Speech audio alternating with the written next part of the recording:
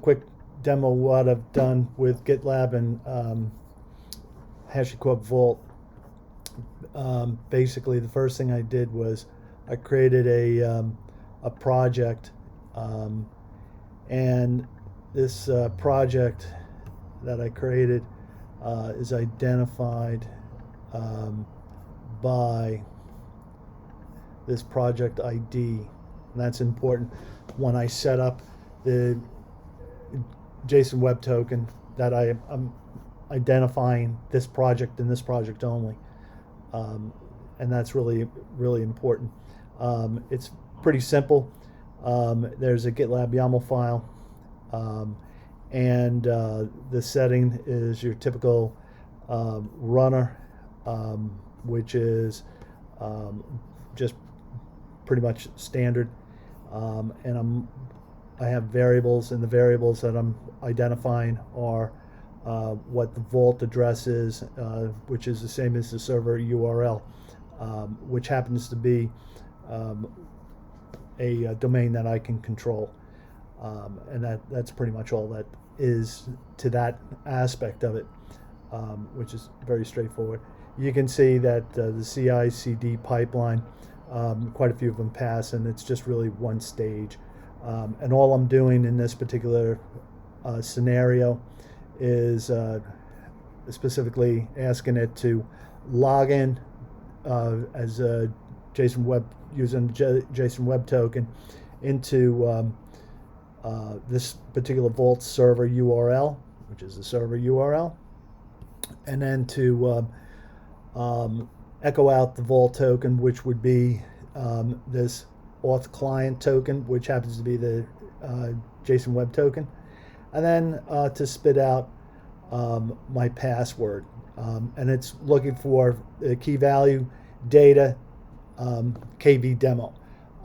This data is always present, and if I looked at my at a GUI, which I have here, and I looked at my secrets, I have KV, I have data, and I have just KV demo. This KV demo it has one password, and this data, there's another nested KV demo, and it's a different password. So I'm going to show you what the difference looks like there. Additionally, we can log into our Vault server on EC2, AWS EC2, and we could run Vault version to see which version we're running, and it's running the latest 1.8.2. We can check to see if the Vault is sealed by running status, and we see it's not sealed, it's open, it's ready to go. We could list our secrets by doing a Vault secrets list, and we see we have our key value is enabled, and we can see what auth methods we have as well by running Vault auth list, and then we can see we have our JSON Web Token that's enabled.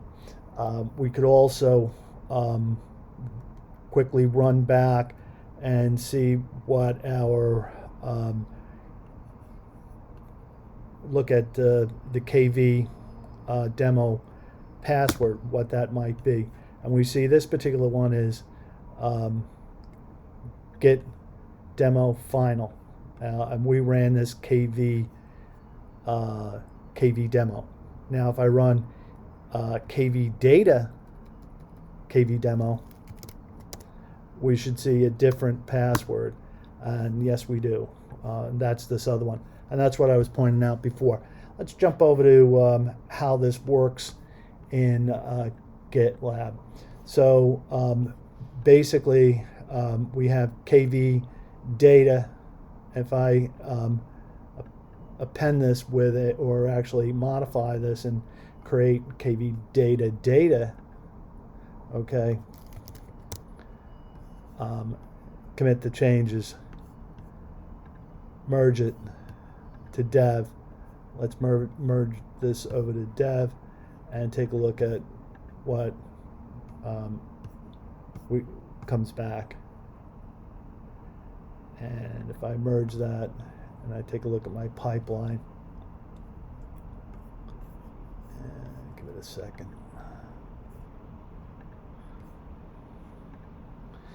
And you can see what's happening here.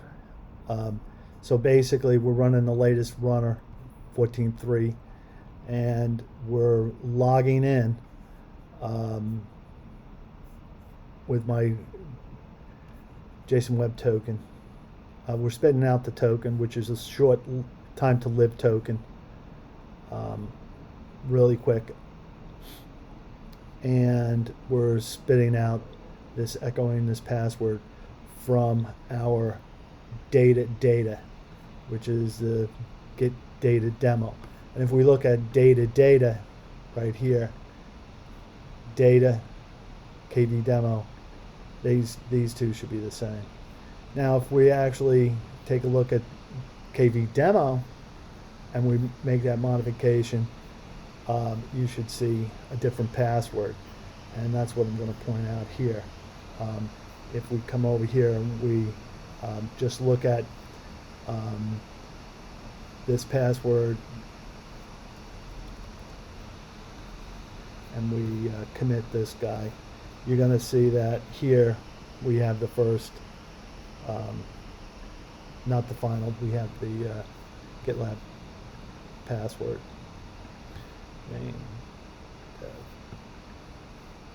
And this is just to basically prove a concept. This might not be laid out perfectly, but it's close enough for government work, I guess.